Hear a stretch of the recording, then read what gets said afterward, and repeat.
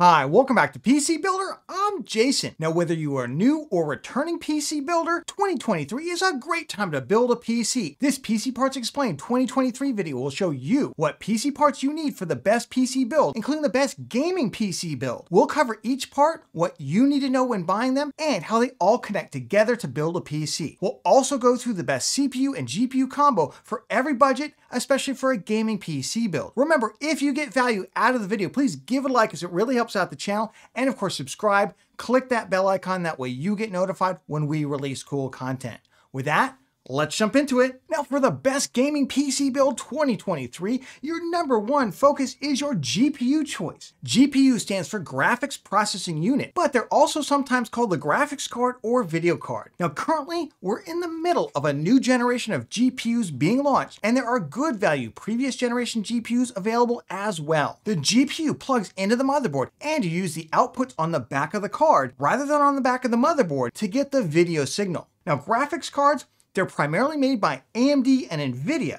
However, Intel launched its own GPU lineup in 2022. I'm happy to say that right now, mainstream GPUs from any of these companies are excellent for gaming or streaming gameplay to a service like Twitch or YouTube. For specific GPU recommendations for you, see our monthly GPU market update video series where we review the best GPU to buy right now at every budget level, and I'll leave a link to that video in the description. Your GPU choice and the types of games that you play are going to determine what monitor resolution that you can use and how many frames per second, called FPS, that you can get. Now, there's more on that in our Best Gaming Monitor 2023 guide, so I'll leave a link to that one down in the description as well. The currently relevant GPUs, which can be purchased brand new, include NVIDIA's newest GPUs in their RTX 4000 series lineup, some previous generation NVIDIA RTX 3000 series GPUs that are still available, as well as some older GPUs like the RTX 2060. On the AMD side, their newest GPU lineup is their Radeon RX 7000 series GPUs, as well as their very good last generation Radeon RX 6000 series GPUs, from the 6950 XT down to the RX 6600. Do not buy the 6500 XT or lower. For Intel, they currently have two models, the Arc A770 and the much cheaper and almost as fast Arc A750. Let's also talk about VRAM. That is the video RAM, or memory that is directly soldered onto the GPU itself, which cannot be altered by a PC builder. So for instance, the RX 7900 XT comes with 20 gigabytes of VRAM, while a similarly priced RTX 4070 Ti, it only comes with 12 gigabytes. In 2023, we're finding that, at least for some of the latest AAA games being launched, if you want to play at ultra or high settings at 1440p, 4K, and sometimes even 1080p, that you need more VRAM than in the past. And turning on features like ray tracing, it increases the amount of VRAM that you need. My general recommendation right now is that if you're buying a GPU for more than $300, you want to get at least 12 gigabytes of VRAM, and 16 gigabytes seems to be the safe spot for future-proofing against all future releases right now. If two GPUs cost about the same and deliver the same frames per second, I would probably buy the one that offers more VRAM. For professional level production users who do video editing, Blender animation, CAD, or similar types of work, then generally NVIDIA GPUs are better supported in some of these professional suites like Adobe, though AMD is catching up, as is Intel. Now let's jump into the Central Processing Unit, or CPU. Now there's two major CPU makers,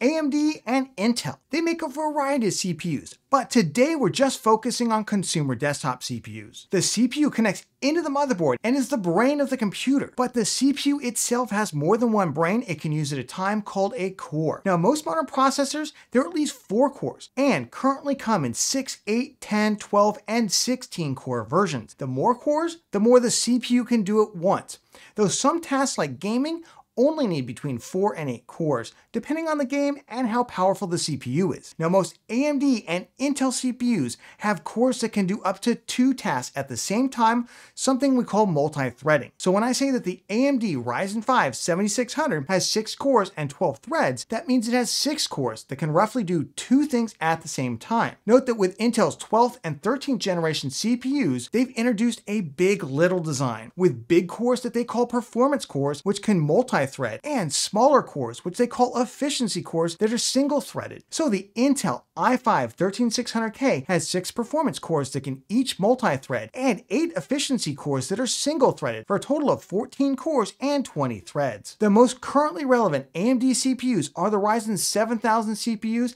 and the Ryzen 5000 CPUs. For Intel, their most recent CPUs include Intel 13th generation CPUs and the 12th generation CPUs. Currently, the fastest gaming CPU is the Ryzen 7800X 3D, which contains extra onboard memory called cache, stacked vertically on the CPU, hence the 3D in its name. AMD Ryzen CPUs are unlocked, meaning you can overclock them if you choose to, and you can also overclock the memory with them. Intel CPUs labeled with a K in the name can also be overclocked, like the i5-13600K, but only on compatible Z-series motherboards. More on that later. But none of the other Intel CPUs can be overclocked. However, the memory can be overclocked on a compatible Z-series motherboard for any of the Intel CPU generations, and 12th and 13th gen CPUs can support higher speed memory on compatible B660 and B760 motherboards. Some CPUs come with integrated graphics, like all of the Intel CPUs that do not have an F in the name, and the AMD CPUs that do have a G in their name, like the Ryzen 5600G. Integrated graphics means that you can get a video signal without a dedicated graphics card. Now, while there's some talk about more powerful integrated graphics CPUs coming in the future, which may replace budget GPUs, at least right now, I would only recommend integrated graphics builds for web browsing or light office work like word processing. So what's the right CPU and GPU combo for you? Well, it depends on what you're doing. For gaming, you want the best GPU that you can buy, and a CPU that simply will not bottleneck the GPU or the game. If you're doing more multi-core heavy work like video editing, engineering, or animation, you're going to want a reasonably fast CPU with more cores and at least something like an NVIDIA RTX 2060 or better. The best thing to do is to make a list of the programs that you use and see what the recommended specs are for those programs. Later in the video, we'll go through the best CPU and GPU combo for gaming at 1080p, 1440p, and 4K gaming PC builds. Let's talk about motherboards. We've done a number of best motherboard videos for AMD Ryzen CPUs as well as Intel CPUs, and those videos are part of the How to Build a PC playlist down in the video description. The motherboard is the thing that all the components plug into, and it allows them to work together. Now, while motherboards are made by manufacturers like ASUS, ASRock, Gigabyte, and MSI, they are made using what's called a chipset that is specific to AMD or to Intel. So you can't use an AMD CPU with an Intel chipset motherboard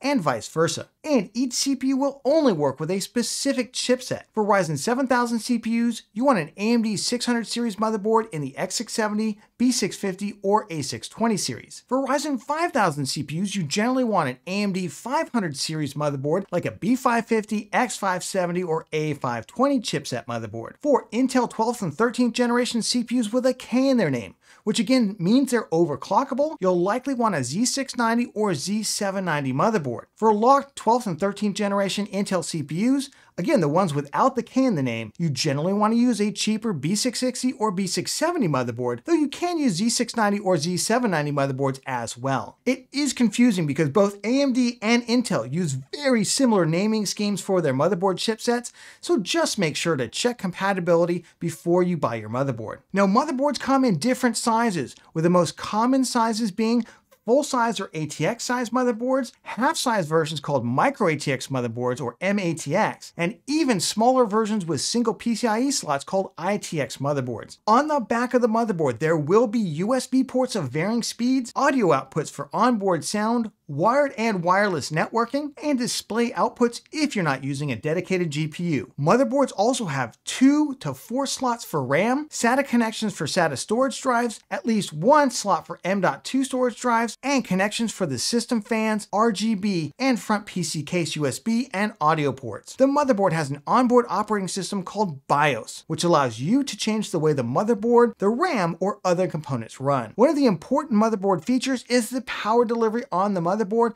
called the VRMs, a little half square around the CPU, which will often have a heatsink to avoid overheating under heavy use. Now you need to pay close attention to these if you're using an 8 or greater core CPU. There are also the PCI Express slots, also called PCI slots. Now this top one is for graphics cards and is a by 16 slot.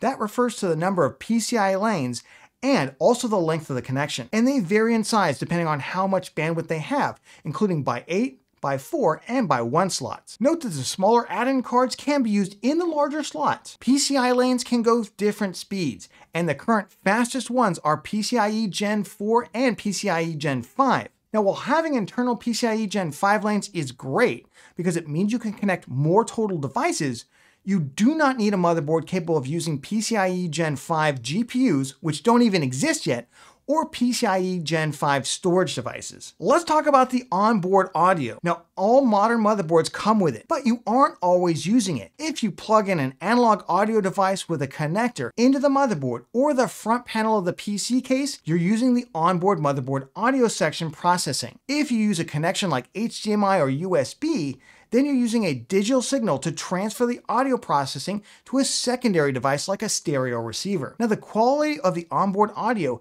can usually be tracked by looking at the audio codec chip. Audio codecs in the 800 series, so ALC 897 for instance, are entry level and they're fine to get going. But if you want better audio, then look for audio codecs like the ALC 1200 or higher. Let's talk about RAM, also called memory. It's what the system uses to temporarily store information it's using right now. Now for RAM, there are a couple of important things to know, like how much do you need, how fast the RAM is, and whether or not you need to get DDR4 or DDR5 RAM, as we're in the middle of a transition between the two. Now note, we have a whole video on the best RAM for gaming, which will be updated for 2023, and we'll link it in the How to Build a PC playlist in the video description for a full explanation. RAM comes in sticks that are called DIMMs, and they're generally bought in kits of either 2 sticks or 4 sticks. You generally want to use RAM sticks in pairs, so avoid using a single stick or 3 sticks, and we never recommend mixing and matching different kits. Now, current RAM comes either as DDR4 or DDR5. Ryzen 5000 CPUs only use DDR4 RAM,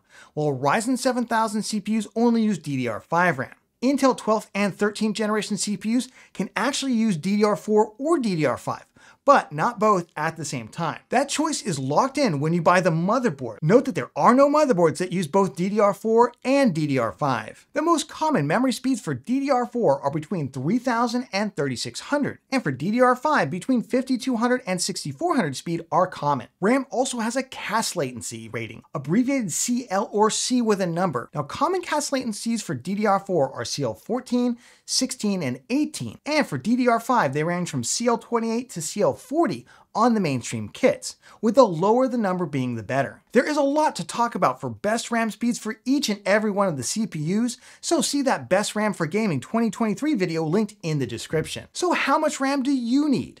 Well, it depends on what you're doing. A general rule of thumb is at least 16 gigabytes for gaming, streaming gameplay to a service like Twitch, or amateur video editing. Now for professional level streaming or production workloads, the minimum I would recommend is 32 gigabytes. But if you're designing a system for professional applications, then of course, check the recommended system requirements for your software packages, as you may need even more RAM. Let's talk about storage, because storage has seen massive changes over the past 2 years as cost for solid state drives, called SSDs, has fallen to the point that I would no longer consider spinning hard disk drives for any role in my PC build, even for bulk data storage. Also, the older SATA SSDs like this, that connected via cable, have been completely replaced by NVMe SSDs that use the M.2 connector on your motherboard, and they're significantly faster. So for the best PC build 2023, we're focusing exclusively on M.2 NVMe SSDs, and you can currently find storage for under $40 for 1 terabyte, with the best price to performance being the 2 terabyte drive sizes. Now, given the cost of storage is so cheap, and that games and other applications have grown in size, I recommend at least 1 terabyte of storage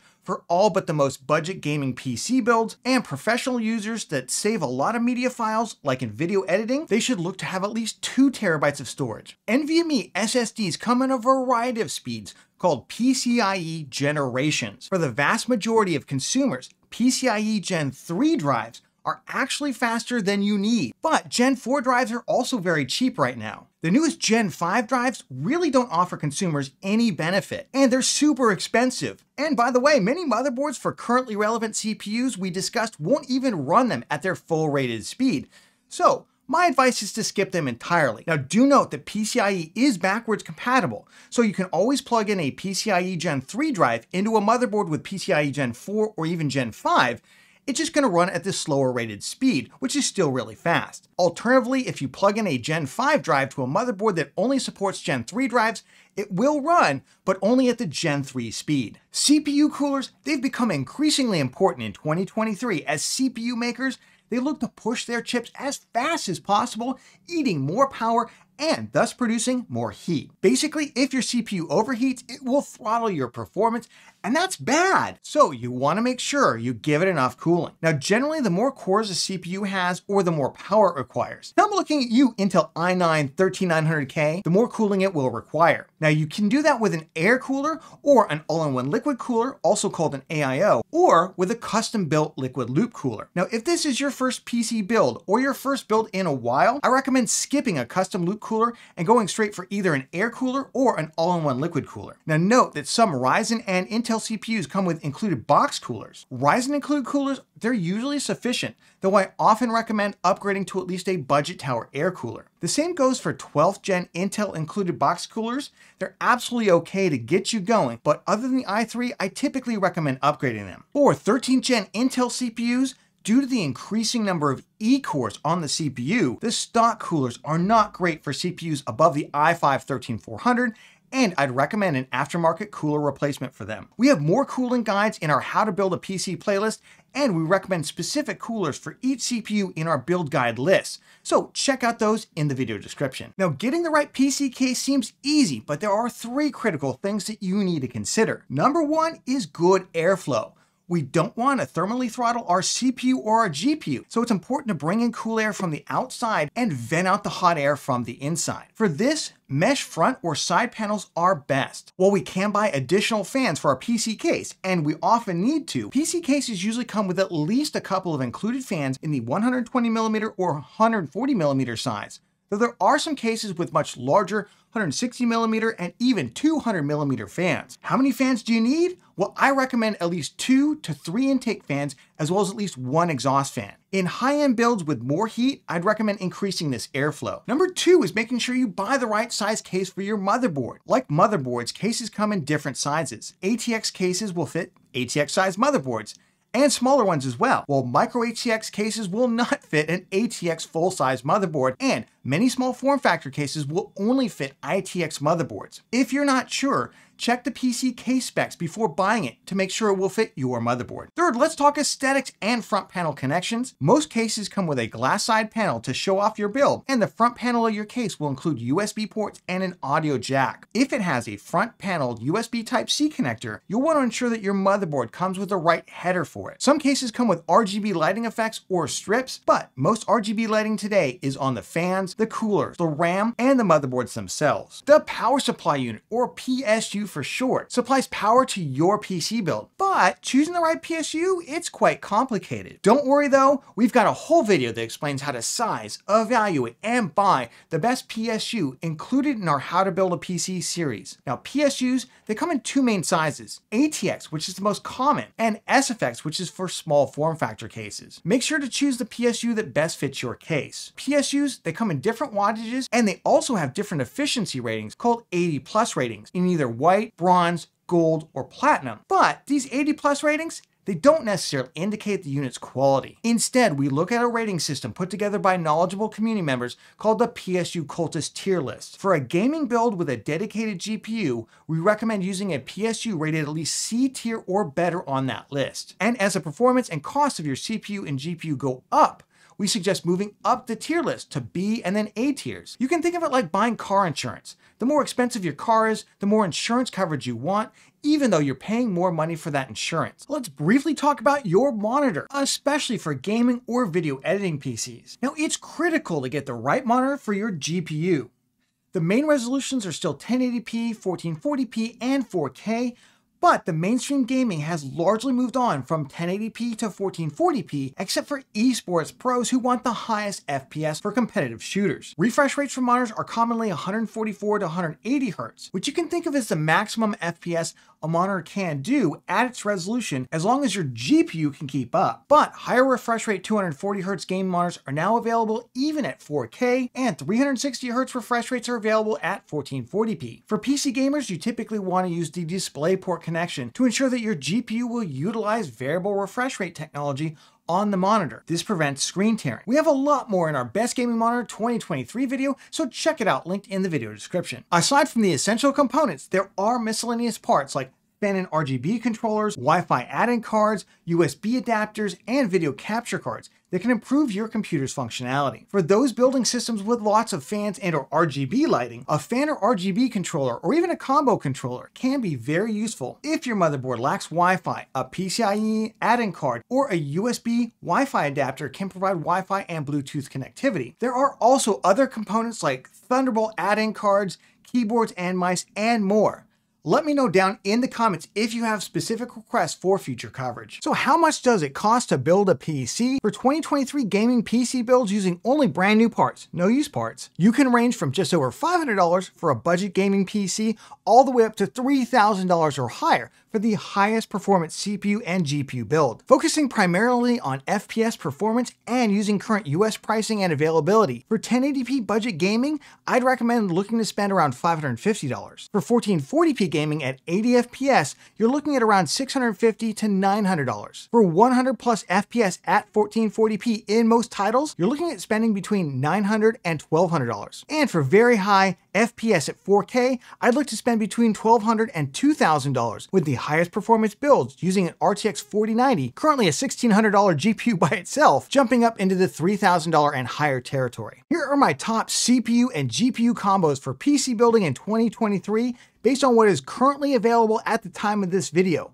Of course, we do expect more GPU launches throughout 2023. If you're looking for the best budget 1080p gaming PC build, I'd choose the Intel i3 1200F or 13100F and a GPU like the RX 6600, 6650 XT, or Intel Arc A750.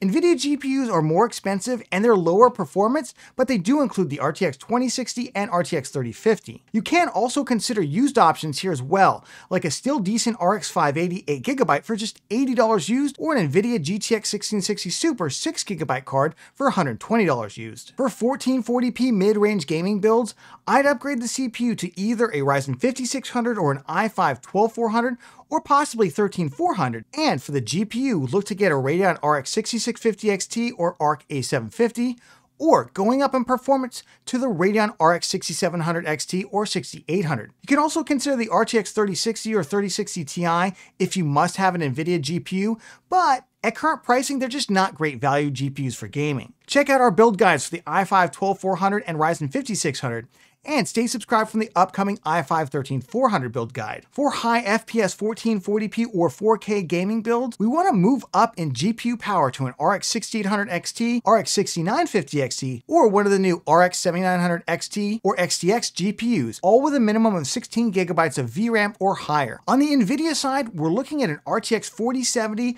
and 4070 Ti, both with 12 GB of VRAM. I'd also look to go up in CPU power to a minimum of a Ryzen 7600, Ryzen 7700, or Intel i5 13600K build. But remember, GPU is more important than CPU for overall FPS performance. The best of the best gaming PC will be an RTX 4090 build with a Ryzen 7800X 3D CPU, or possibly the i9 13900K. If you're looking for the best PC build for streaming, just take the gaming PC build, get 32 GB of RAM, and add in more storage, and consider going with a slightly higher performance CPU, and that should get you started. Streaming isn't as demanding as it used to be on PC hardware, so both the hardware performance itself has gotten better, but also the streaming platforms are a lot more optimized and lightweight than they used to be. If you're a professional who needs their PC for more multi-threaded applications like Blender animation, video editing, engineering programs, and similar tasks, then the best PC build 2023, it's going to be slightly different for you. You'll definitely want 32 GB or more of RAM, check the system recommendations for the programs that you use for their recommendations as well, because you might need more, as well as the relevant CPU with more cores like the Ryzen 7700 instead of the 7600, or the i5-13600K into the i5-12400. Intel CPUs tend to have more productivity CPU power per dollar here at the mid-range, while the Ryzen 7950X is really tough to beat at the high end. For the GPU, NVIDIA tends to have way better application support, so that gets my recommendation. The more you're doing long duration multi-core workloads, the more you'll want a very capable cooler and good case airflow, so your workspace doesn't constantly sound like you're testing jet engines. Remember, we have everything linked down in the video description, including parts, build lists, and how-to guides to get you on your next step on your PC building journey. And if you got value out of the video, please give it a like. It makes a huge difference to the channel. And of course, subscribe and click that bell icon. That way you get notified when we release cool content. Speaking of next steps, here's our how to build a PC guide in 2023. We go through everything that you need to know step by step to get you started. And we'll catch you on the next one.